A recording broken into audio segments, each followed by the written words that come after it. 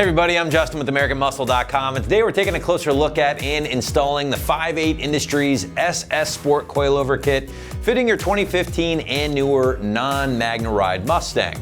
Now you should be checking out the 5.8 options for your ride if you're looking to go with one of the lowest coilovers available on the site for the least amount of money possible. Now the 5.8 options will feature a monotube design along with that height adjustability, included camber plates in addition to the electroplated blue bodies, all for the low $800 price point.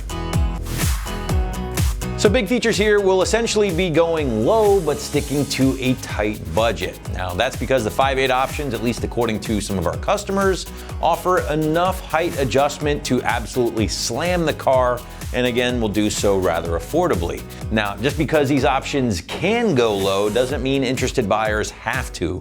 And what I mean by that is you can go anywhere from essentially a stock ride height to 2 inches or more of drop, or really anywhere in between, and that is thanks to the adjustable collar design found on most coilovers. Now as always, not only does that ride height look a lot better when you lower the car a bit, but lowering your car also lowers your center of gravity, and at that point you can experience better handling as well. Now one thing to point out here, guys, is that the 5.8 options do not include any adjustable dampening, so owners will have to keep that in mind. Basically what you feel is what you get right out of the box in regards to ride firmness. But on the other hand, if you're just simply looking to go low for a budget, these will definitely be your best bet.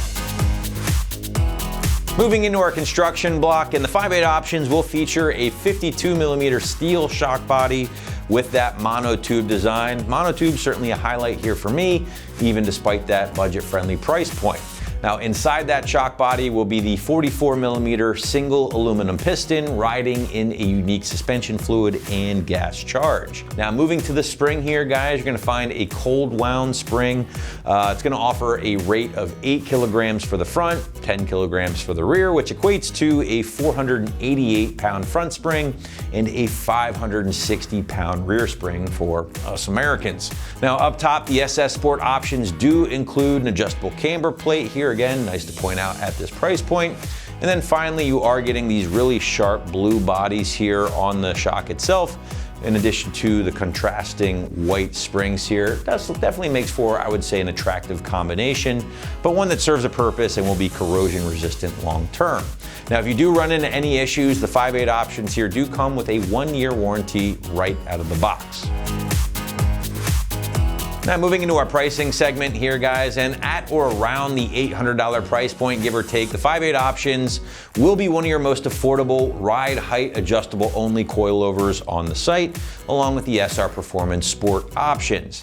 Now if you did want to move into something that's going to offer not only height adjustment but also dampening adjustment as well, well then you will need to spend a little bit more money to get into something that will offer that feature.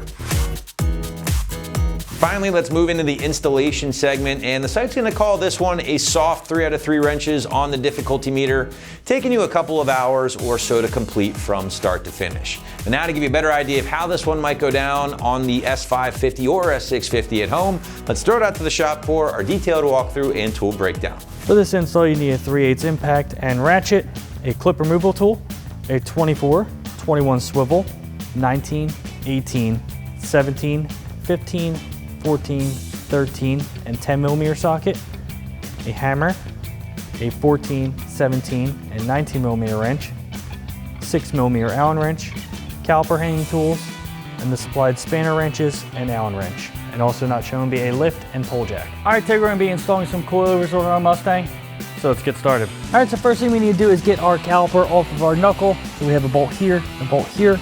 We grab our impact and 15mm socket, take those two out.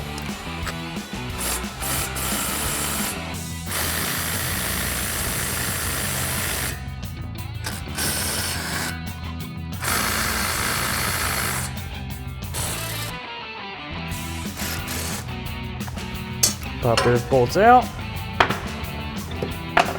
We're gonna grab our caliper hanging tool and just hang that up and set that aside. All right, we're just gonna take our rotor off now since it's basically just falling off, a little bit of studs, and set that aside. All right, so we're gonna grab our impacted 18mm socket and take our nut off our sway bar link here. Now we have a 17mm wrench that we're gonna hold the backside with, just because it will spin.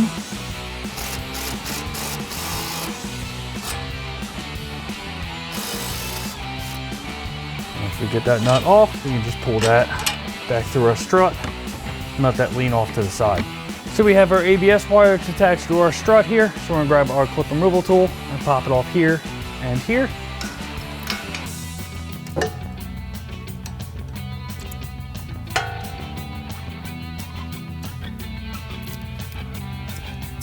Pull that aside. Now we can take our 2 main bolts out of our knuckle. All right, now we're gonna switch to our impact and 24mm socket. We're gonna take our 2 nuts off of our main bolts here on the knuckle.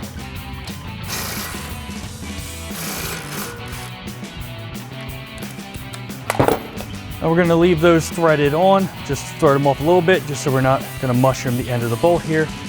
Grab your hammer and just tap those bolts through. They are splined in, so they don't just spin out. Once you have them both through, take our nuts off. You can lift up on the knuckle slightly. It might help you get it out a little bit easier. Or just take your hammer, just tap them gently through.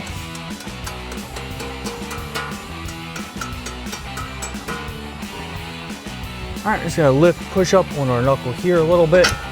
That'll loosen them up. You need to, you can spin them out. If it's fighting a little bit, never mind. Cancel that. All right, and then we'll just pull the bottom one out. Just let that knuckle rest down. And we just have our 3 bolts up top that we can remove our strut. All right, so we have our 3 bolts up top here. They are all 15mm. So we're gonna take our back 2 completely off first.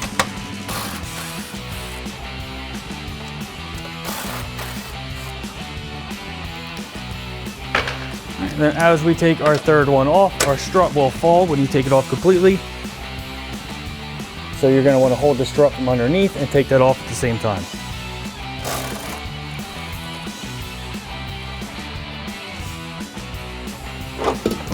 Just pulls out from the bottom. Once you have this side out, you can go ahead and do the same thing for the other side. So for the front, we have new sway bar end link, so we have to get our factory one off. So we're gonna grab our ratchet 18mm deep socket and a 17mm wrench to hold the inside and take that off.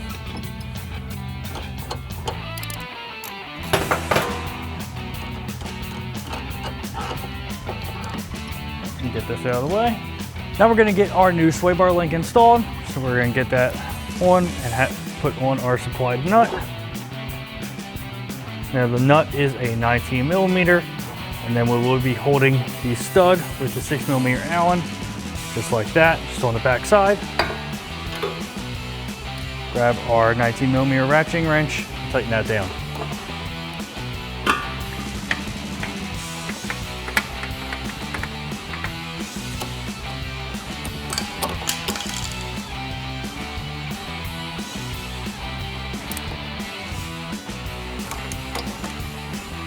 All right, now we can get our coilover in place. So now we'll get our coilover in place. Just line up our strut top.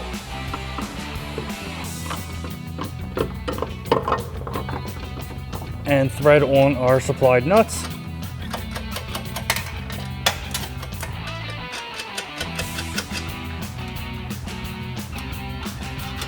So we'll grab our impact and 14mm socket and tighten these 3 nuts down.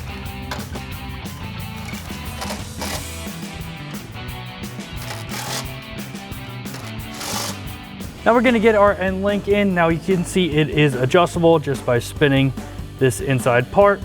Now when you get it to where you want it to be adjusted to, you're gonna grab a 14mm wrench and just tighten these top and bottom nuts down. Just to lock that in place. We can get our link in our strut now. And thread on our nut. Grab our impact with our 19mm socket and tighten that down. Now we're gonna get our knuckle into our coilover. Just gonna line up our bolt holes.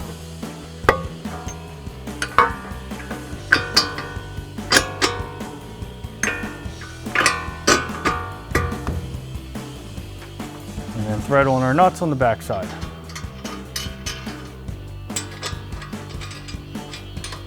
Can grab our impact and 24mm socket and tighten those two down.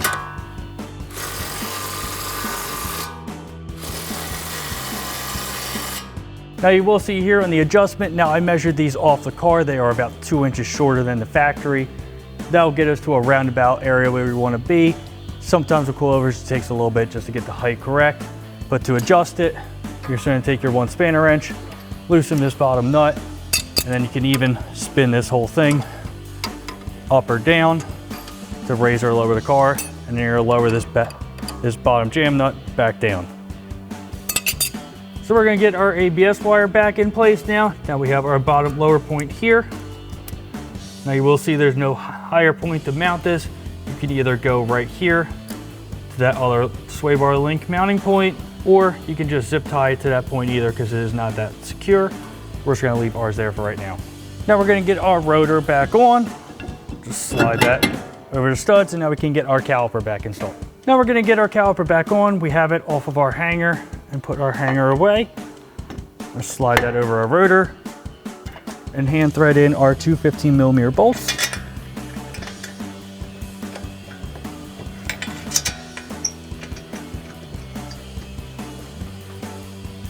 And grab our impact with our 15mm socket and tighten those down.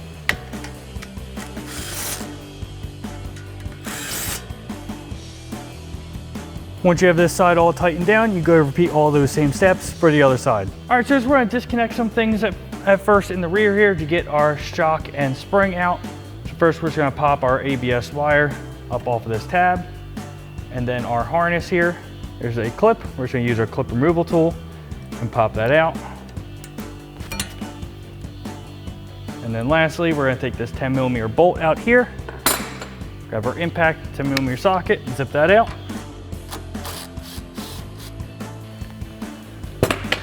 That's just gonna give us enough slack and everything so we can drop this side of the subframe down. So we're gonna start by getting our shock out of the way. So we do have a pole jack just supporting the knuckle so it doesn't drop down. Grab our impact and 18mm socket, take these two top bolts out.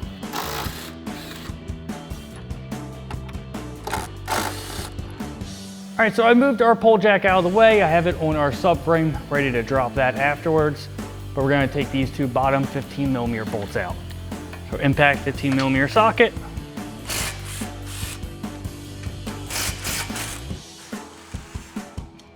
All right, so now we can take our shock out of the way. All right, so like I said, I have our pole jack supporting our subframe. We're gonna take these two bolts out first. We're gonna grab our impact and 13mm socket.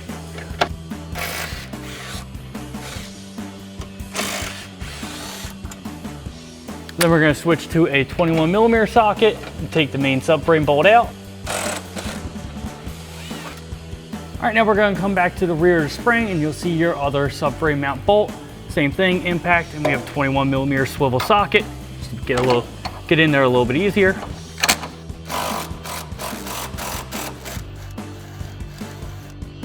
All right, now we're going to lower our pole jack so we can get our spring out. You can just slowly lower it, and then you can just take it off the pole jack completely, just to get you a little bit of wiggle room. All right, just pull down on the subframe.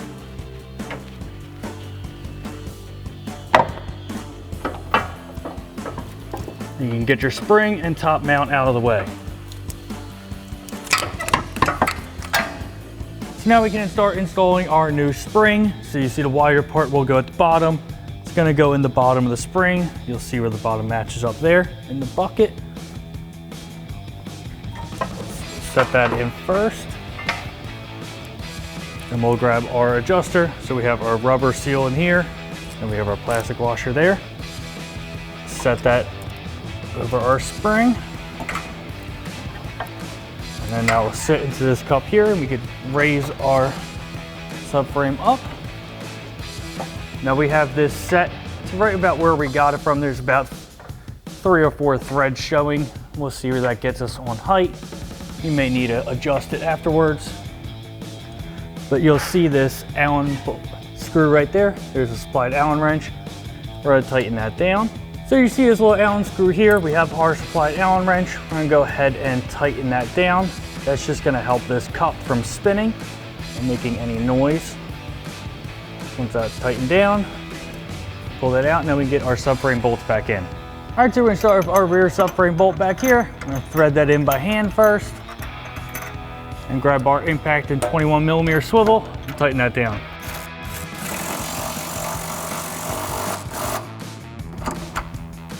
And we can go ahead to the front one. We're gonna get our front bolt and bracket through first. Thread that in, and then our two 13mm in the front.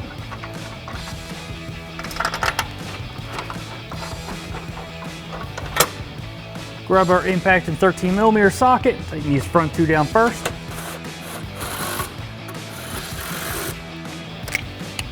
Switch to our 21 and tighten our main bolt down. All right, so we see swap over our top shock mount. So this cover just pops off. I'm gonna grab our 15mm socket and impact, take that off.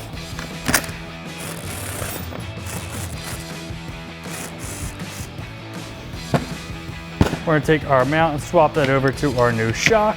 And we also have a new locking nut.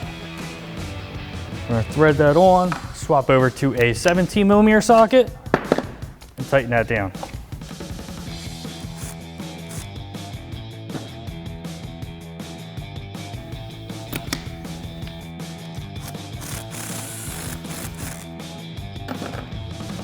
Make sure you put the cap back on. Now we're ready to put this in the car. So we're gonna set our new shock in place. And we can get our bolts to the bottom first. All right, so we're gonna put our factory bolts through the bottom. Line up our shock mounts.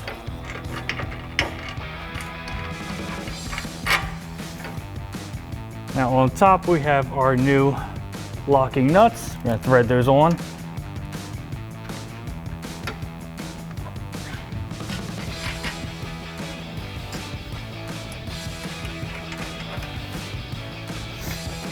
And grab our impact and 15mm socket and a 17mm wrench to hold the nut and tighten them down.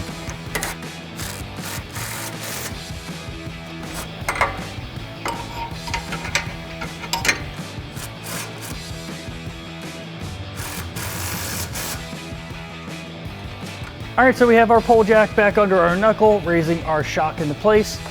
We'll reinstall our factory 18mm bolts. Grab your impact and 18mm socket and tighten that down.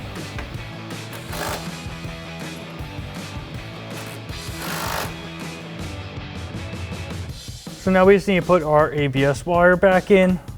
Our harness, just push that clip in. And then lastly, our brake line. Put that in place with our 10mm bolt.